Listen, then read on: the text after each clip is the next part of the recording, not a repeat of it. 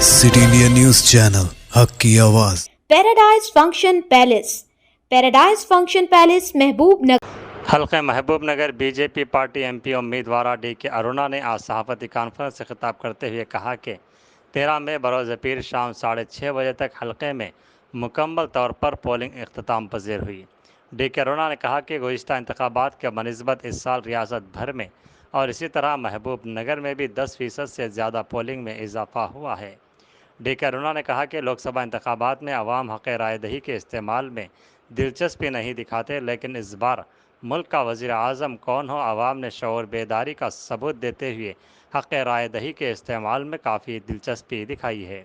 DK Aruna ने उम्मीद ज़ाहिर की कि आवाम ने बीजेपी के हक़ में वोट किया है, क्योंकि आवाम असम्बली इंतखाबात में कांग्रेस की 6 गारंटी से धोखा खा चुके हैं।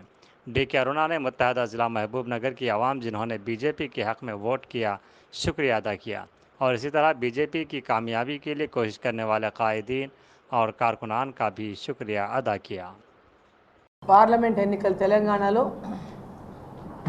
దేశవ్యాప్తంగా జరుగుతున్నటువంటి పార్లమెంట్ ఎన్నికల సందర్భంగా తెలంగాణలో మనకు నిన్న 13వ తేదీ నాడు పోలింగ్ జరిగింది. నిన్న సాయంత్రం 6:30 లోపల మ్యాక్సిమం అన్ని చోట్ల కూడా పోలింగ్ పూర్తయింది. మరి పోలింగ్ శాతం కూడా పోయినసారి కంటే పోల్చుకుంటే దాదాపు 10% పోలింగ్ శాతం రాష్ట్ర వ్యాప్తంగా కూడా పోలింగ్ శాతం పెరగడం, అదేవిధంగా మన జిల్లాలో కూడా 10% పైన పోలింగ్ శాతం పెరగడం, ప్రజలందరూ కూడా ఈ ఎన్నికలు పార్లమెంట్ ఎన్నికలు దేశంలో ప్రధానమంత్రి ఎవరు ఉండాలని నిర్ణయించడం కోసమైనటువంటి అవగాహన ప్రజల లోపల పూర్తిగా ఈ ఎన్నికల్లో గ్రామానికి ప్రతి ఒక్క ప్రజలకు ఈ ఎన్నికలు, ఎందుకంటే మామూలుగా జనరల్గా మనం చూస్తే పార్లమెంట్ ఎన్నికలకు పెద్ద ఉత్సాహంగా ఓటు వేయడానికి ఎవరు ముందుకు రారు. లోకల్ బాడీస్ ఎలక్షన్లు వచ్చే వరకు పోలింగ్ ఎక్కువ అవుతుంది, అసెంబ్లీ వచ్చే వరకు లోకల్ బాడీస్ కంటే కొంచెం తక్కువ అవుతుంది, పార్లమెంట్కి వచ్చే వరకు చాలా తక్కువ అవుతుంది మనం పోలింగ్ చూసుకుంటే. అట్లాంటిది ఈసారి పార్లమెంట్ ఎన్నికల్లో కూడా అసెంబ్లీ ఎన్నికల్లో పోలింగ్ జరిగినట్టుగా ప్రజలందరూ పెద్ద ఎత్తున ఉత్సాహంగా పోలింగ్ బూత్లకు చేరుకొని దేశంలో నరేంద్ర మోదీ గారు ప్రధానమంత్రి కావాలి, దేశం కోసం జరుగుతున్నటువంటి ఎన్నిక, మొన్న రాష్ట్రంలో ముఖ్యమంత్రి ఎవరు ఉండాలని, ఏ పార్టీ ఉండాలని మొన్న ఓట్లు వేసినాం, కేసీఆర్ ఓడిపోవాలని మొన్న ఓట్లు వేసినాం. ఈ ఎన్నిక మాత్రం ఖచ్చితంగా దేశంలో మరోసారి నరేంద్ర మోదీ గారు ప్రధానమంత్రి కావడం కోసమైనటువంటి భావన ప్రతి ఒక్కరిలో కూడా, గ్రామాల్లో ఉన్నటువంటి వృద్ధులకు కూడా ఓటు ఎవరికమ్మా అంటే మోదీకి అనేటటువంటి విధంగా స్పందన ప్రతి గ్రామంలో అట్టడుగున ఉన్నటువంటి మారుమూల ప్రాంతాలకు కూడా ఈ ఎలక్షన్ మోదీ గారిని గెలిపించాలని, మోదీ గారు ప్రధానమంత్రి కావాలని పెద్ద ఎత్తున చైతన్యం వచ్చింది ప్రజల లోపల.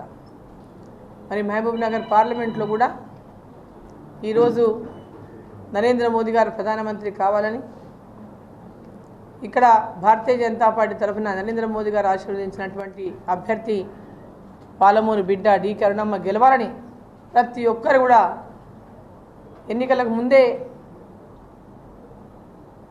ఒక డిసిషన్కి వచ్చినటువంటి నేపథ్యం చాలా చోట్ల కనిపించింది.